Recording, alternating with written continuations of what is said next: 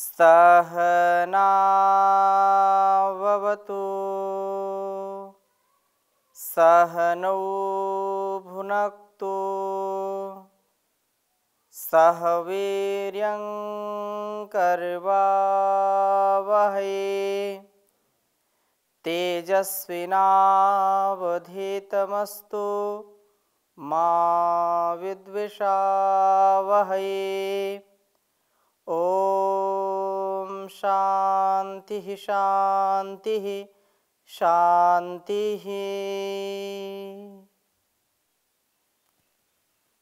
वैदिक जीवन पद्धति में हम स्वाध्याय कर रहे थे ऋग्वेद के प्रथम मंडल के 38वें सूक्त के कुछ मंत्रों का स्वाध्याय हमने किया था और पहले ही सूक्त से लेकर के अब तक जितने सूक्तों का हमने स्वाध्याय किया है, एक से बढ़कर एक वेद मंत्रों के भावों को हमने समझा जाना और जो हमारे जीवन को, इस जगत को दिव्यता से भरने का उपदेश देते हैं। क्योंकि वेदों का पढ़ना पढ़ाना, क्योंकि वेद सब सत्य विद्याओं का पुस्तक है, इसका पढ़ना पढ़ाना, सुनना सुनाना तथा अपने आचरण में लाना हम सबका परम कर्तव्य है। इस कर्तव्य से यदि हम पतित होते हैं तो हमारा उत्थान हो नहीं सकता है, कभी हमारा कल्याण नहीं हो सकता है। अपने निज उन्नति के लिए, आत्मोन्नति के लिए, समाज की उन्नति, राष्ट्र उन्नति और विश्व की उन्नति के लिए, विश्व के कल्याण के लिए यदि कोई एक वाक्य में, एक शब्द में बोलना चाहे कि कौन सा ऐसा ज्ञान है जिससे हमारा और हमारे समाज, हमारे राष्ट्र, हमारे विश्व का कल्याण कर सकता है, तो वह वेद ज्ञान है जो निर्भ्रांत होकर के सबके कल्याण की कामना करता है। कोई भी हो, किसी भी मत पंथ संप्रदाय को मानने वाला हो, वेद का पढ़ना पढ़ाना जो महर्षि देवदयन जी ने लिखा है अपने 10 नियमों में, और इसी से सारी उन्नतियों का मूल इसको बताया है, सारी विद्याओं का मूल बताया है। ये बहुत बड़ी बात है, हम इसको आत्मसात करें। वेद ज्ञान सबसे महान है, इसके बिना और दुनिया का कोई ज्ञान हमको महान नहीं बना सकता है, विद्वान नहीं बना सकता है। हम वेद की शरण में आए, कल्याणी वेद वाणी का श्रवण करें, पढ़ें, समझें और दूसरों को भी इसके लिए प्रेरित करें। क्योंकि वेदो अखिलो धर्म मूलम कहा है। वेद का जो ज्ञान है वह संकीर्णताओं में नहीं बंधा है। वेद ज्ञान विशालता को, हमारे हृदय की विशालता, विचार की विशालता हमको प्रदान करता है। संकोच में, दबाव में, तनाव में नहीं रखता है, बल्कि हमको विस्तृत ज्ञान देता है। यो वै भूम तत्सुखम नाल्पे सुखम अस्ति। जो छोटी छोटी बातों में, छोटे छोटे स्वार्थों में बंध जाते हैं, उनका जीवन स्वार्थी कहलाता है। और जो विशालता से, जो समष्टि के लिए जीते हैं, समष्टि के लिए करते हैं, वो कभी स्वार्थी नहीं होते हैं, वो परमार्थी बन जाते हैं। इसलिए हम वेद के इन भावों को आत्मसात करें। इन भावों को यदि हमने जी लिया, ये हमारा सबका सौभाग्य है कि परम पूज्य श्री स्वामी जी महाराज, परम पूज्य आचार्य श्री जी के पावन मार्गदर्शन में वेदों का ज्ञान हम आत्मसात कर रहे हैं वैदिक चैनल के माध्यम से। और आप इसको देखते हैं, सैकड़ों युवक युवतियां जो इस वैदिक जीवन पद्धति से और ऋग्वेद के स्वाध्याय से प्रभावित हुए। बहुत लोग लिखते भी हैं, क्योंकि इस कार्यक्रम को फिर आपके लिए YouTube पर भी डाल देते हैं। तो YouTube में भी लोगों ने बहुत सारे कमेंट्स किए हैं कि स्वामी जी, जब से हमने वेद का, इस वेद स्वाध्याय का क्रम आरंभ किया है, बहुत ऐसे जो अनसुलझे प्रश्न थे वो भी सुलझने लगे। और वेद से जैसे हमने अपने आप को जोड़ लिया, हमारी उलझनें दूर हो गईं और जीवन में दिव्यता आ गई। मैं अपनी बात नहीं कहता हूँ, अनेक भाई बहनों ने कमेंट भी किए, व्हाट्सएप भी किए, और कई बार तो लोग फ़ोन भी करते हैं। तो इस कल्याणी वेद वाणी का हम स्वाध्याय कर रहे हैं और इससे हमको बहुत ही आनंद मिल रहा है। हम धन्यवाद बार बार करें परम पूज्य योग ऋषि स्वामी जी महाराज का और आयुर्वेद शिरोमणि आचार्य श्री जी का, जिनके पावन निर्देश में ये वेद विद्या वैदिक चैनल के माध्यम से घर घर पहुंच रही है और आपके सुविधा के लिए आप इसको सुन सकें। यूट्यूब चैनल पर भी डाल दिया जाता है, उसमें अनेक भाई बहनों ने कमेंट किए हैं और व्हाट्सएप पर भी अलग से भी फ़ोन करते हैं कि जब से वेद वाणी इस हम वैदिक जीवन पद्धति को और वैदिक चैनल को जब से हम सुनते हैं, हमारे जीवन में एक नया मोड़ आया है, हमने दिव्यता को पाया है। हमारा पूरा सोचने का, विचारने का एक जो दृष्टिकोण है बदल गया है। तो हम इस वेद मंत्र को समझें, जानें और उसको जीने का जब प्रयास करेंगे तो निसंदेह हमारा जीवन, हमारे परिवार का, समाज का और पूरी दुनिया का चिंतन दिव्य हो जाएगा इस वेदवाणी से। तो बहुत ही सुंदर वेद मंत्र आज हम ऋग्वेद के 139वें सूक्त के कुछ मंत्रों का स्वाध्याय हम करेंगे, जिनमें से यहाँ पर 7वां मंत्र आपके समक्ष में रख रहा हूँ। 139वें सूक्त का 7वां मंत्र, और इसमें विशेष बात कही है कि वेद जान का अधिकारी। वेद जान हमारे लिए परम आवश्यक है। यह किसके लिए, कौन इसका अधिकारी है? तो उस प्रभु के उपासक पुरुष को ही यह वेद का ज्ञान प्राप्त होता है। मैं इसको लिखता हूँ, फिर आपके समक्ष चर्चा करूँगा। ओम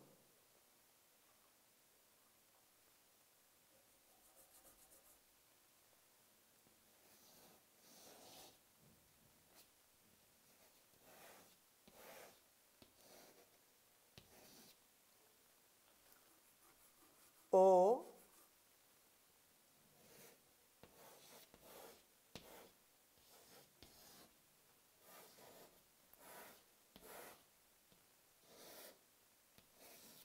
ओ शृणो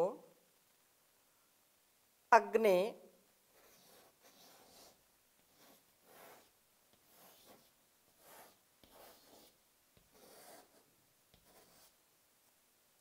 शृणुहि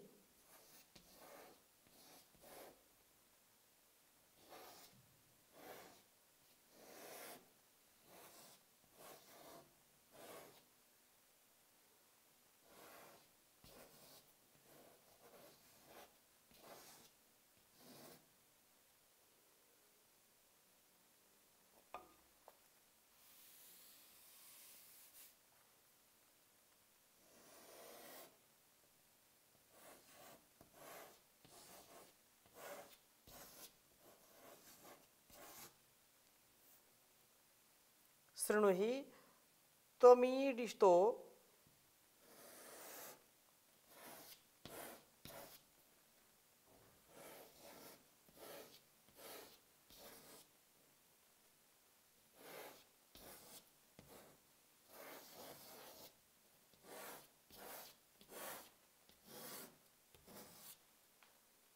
देवेभ्यो।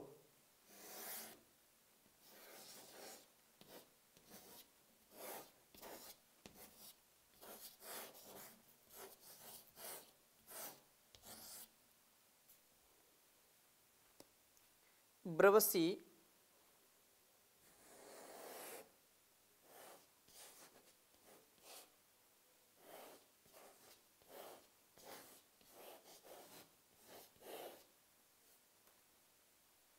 यज्ञेभ्यो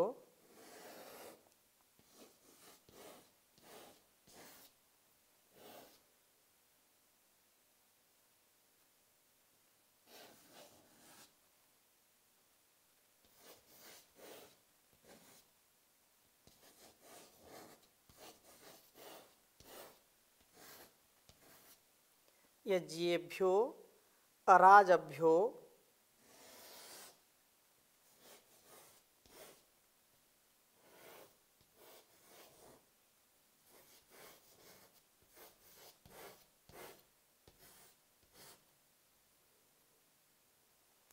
यज्ञेभ्यः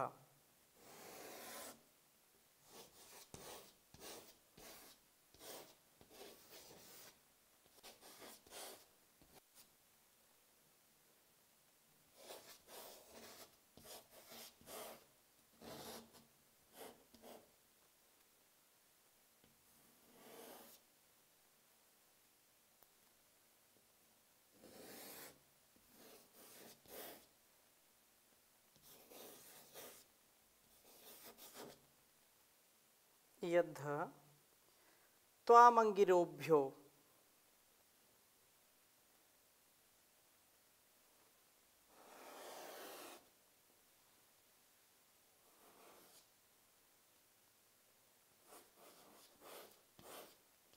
त्यामंगिरोभ्यो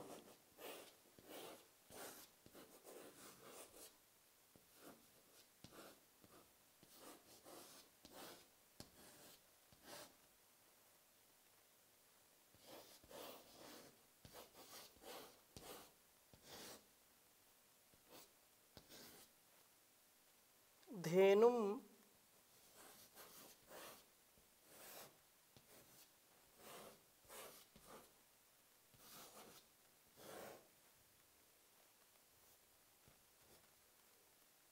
देवा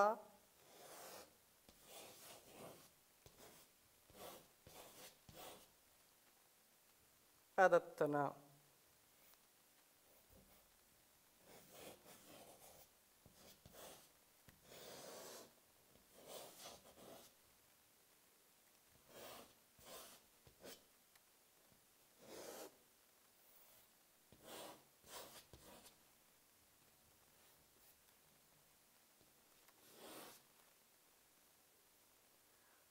उवीताम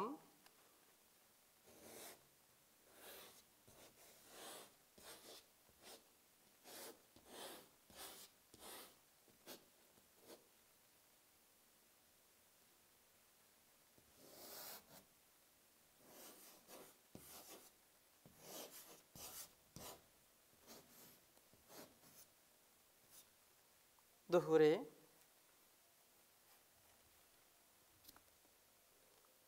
आर्यमा कर्तरी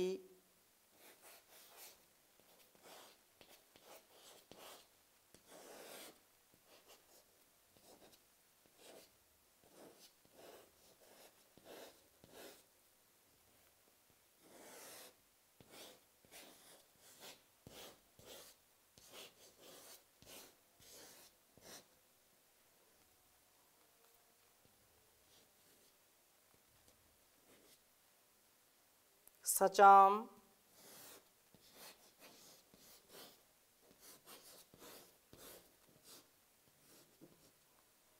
एषा ताम वेद।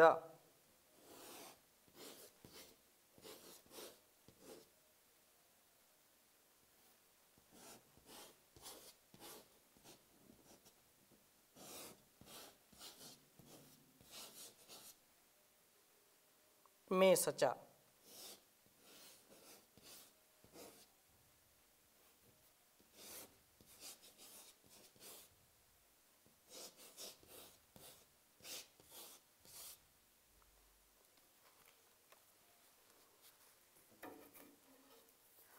ओम ओ शृणो अग्ने शृणुहि त्वमीडितो देवेभ्यो ब्रवसि यज्ञेभ्यो अराजभ्यो यज्ञेभ्यः यद्धा त्यामंगिरोभ्यो धेनुम देवा अदत्तन। वीताम दुहुरे अर्यमा कर्तरी सचाम एषा ताम वेद में सचा। ओम ओ शृणो अग्ने शृणुहि त्वामीडितो देवेभ्यो ब्रवसि यज्ञेभ्यो राजभ्यो यज्ञेभ्यः यद्धा त्यामंगिरोभ्यो धेनुम देवा अदत्तना। वीताम दुहुरे अर्यमा कर्तरे सचाम एषताम द्वेद में सचा। ओम ओ शृणो अग्ने शृणुहि त्वमीडितो देवेभ्यो ब्रवसि यज्ञेभ्यो राजभ्यो यज्ञेभ्यः यद्धात्यामंगिरोभ्यो धेनुं देवा अदत्तना वीताम दुहुरे अर्यमा कर्तरी सचाम एषा ताम वेद में सचा। वेद मंत्र का भावार्थ समझने का प्रयास करेंगे। कहा हे अग्नि, हे परमात्मन, तुम अथवा आप, ईडितः स्तुति करने अर्थात स्तुत हुए हुए, न हमारे जो प्रार्थना जो वचन हैं उन वचनों को निश्चय से आसु शृणुहि सर्वथा सम्यक प्रकार से सुनो। हम आपका स्तवन व आराधन करें तथा हमारे ये स्तुति वचन आपसे सुने जाएं। हम जो प्रार्थना आपसे करें आप उसको सुनिए। ईडितः व उपासित हुए हुए आप देवेभ्यः देववृत्ति वाले पुरुषों के लिए यज्ञेभ्यः यजशील जो यजनशील पुरुषों के लिए ब्रवसी ज्ञान की वाणियों का उपदेश करते हैं।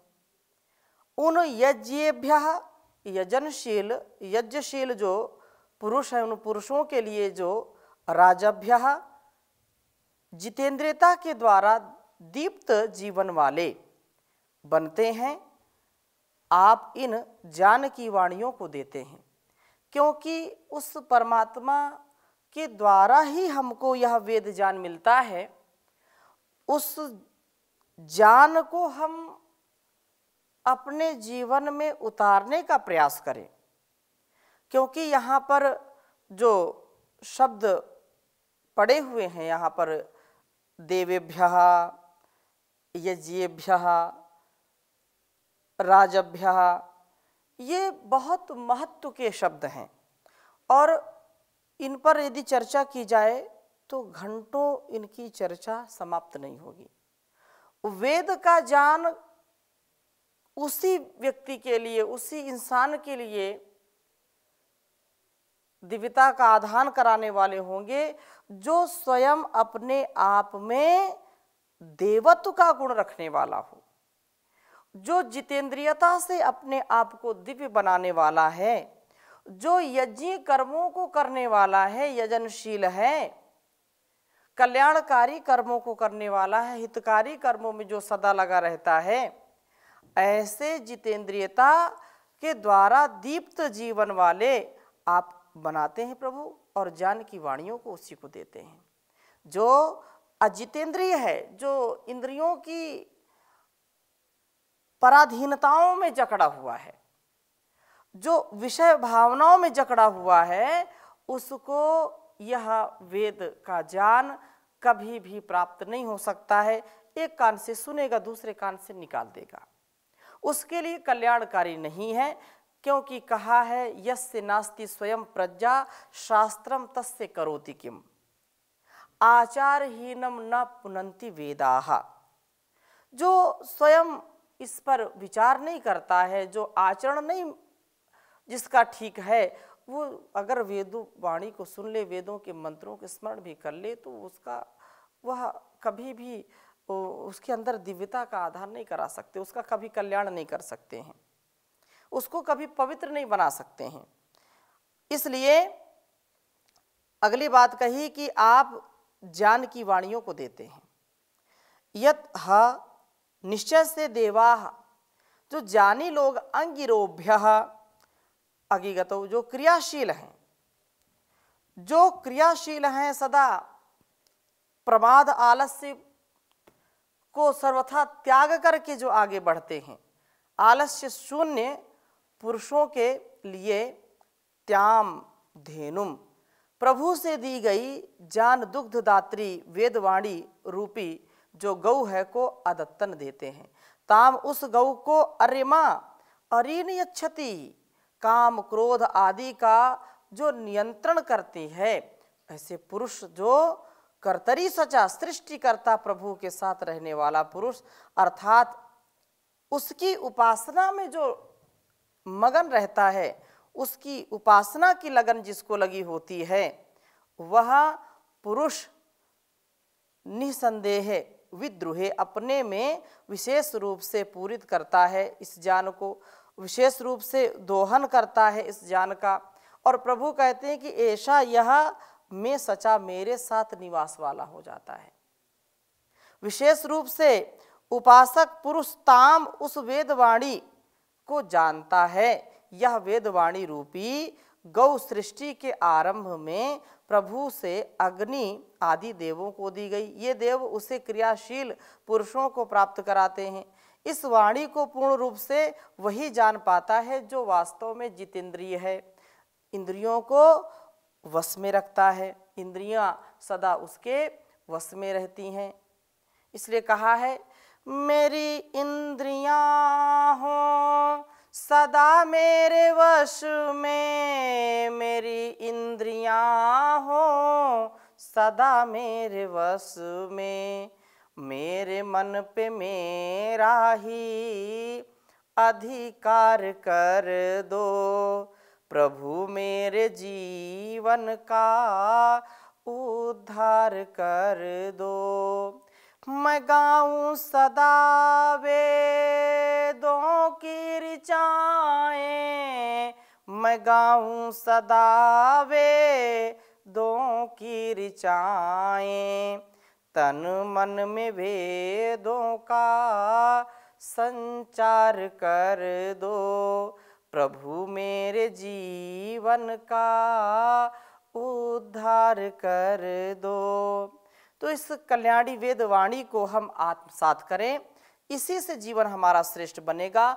और किनको यह फलीभूत होती है विद्या, यह वेद विद्या किनके लिए विशेष लाभकारी होती है? तो कहा जो जितेंद्रिय हैं, अपने आप को जो जितेंद्रियता से युक्त रखते हैं। अरे माँ, काम क्रोध को वश में जो रखता है और उस उत्पादक प्रभु का जो उपासक है, जो उपासक बनता है, उसका कर्तरी सचा ज्ञान देने वाले आचार्य का मुख्य गुण देव शब्द से व्यक्त हो रहा है कि वह ज्ञान को देने के स्वभाव वाला हो। दानात जो देने वाला हो वही देव कहलाता है। स्वयं ज्ञान दीप्ति को स्वयं आत्मसात करता है तो दीपनाथ कहा।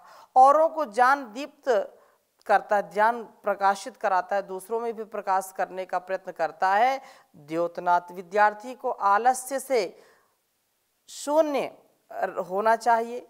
आंगिरेभ्यः, काम क्रोध को वश में करने वाले का प्रयत्न जैसा रहता है। अरेमा तथा सृष्टिकर्ता प्रभु का उपासक होना चाहिए।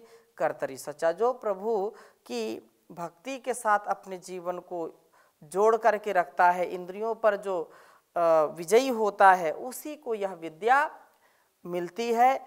वेद विद्या उसी को प्राप्त होती है जो इसका अधिकारी होता है।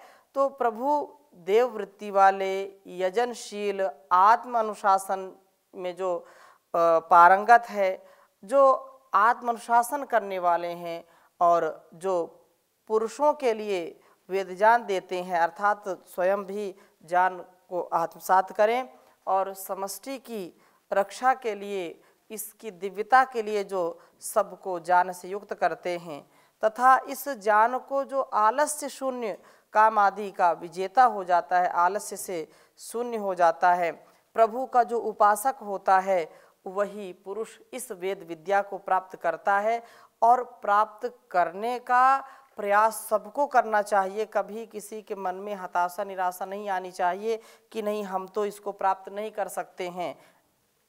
हम सब इसके उत्तराधिकारी हैं, क्योंकि वह परम पिता है, सबसे बड़ा पिता है, पिताओं का भी पिता है। तो उसकी जो संपत्ति है, उस का जो आदेश उपदेश संकेत है उसको हम सिरोधार्य करें, हम इस संसार में अपने जीवन को दिव्यता से परिपूर्ण करें। क्योंकि प्रभु का दर्शन, इस सृष्टि का दर्शन करके हम उसकी रचना को देख करके उस रचयिता का ध्यान करें और उपासना करें, वासना में ना फंसें। इसलिए कहा है, प्रभु दर्शन पाने आए थे, प्रभु दर्शन पाना भूल गए, जिस पथ पर हमको जाना था उस पथ पर जाना भूल गए। मानव जीवन को पाकर भी यह उलझन हमसे ना सुलझी, उस अंतर्यामी के अंदर हम ध्यान लगाना भूल गए। प्रभु दर्शन करने आए थे, प्रभु दर्शन करना भूल गए, जिस पथ पर हमको जाना था उस पथ पर जाना भूल गए। यम नियमों के साधन द्वारा अपने को निर्मल कर न सके, यम नियमों के साधन द्वारा अपने को निर्मल कर न सके।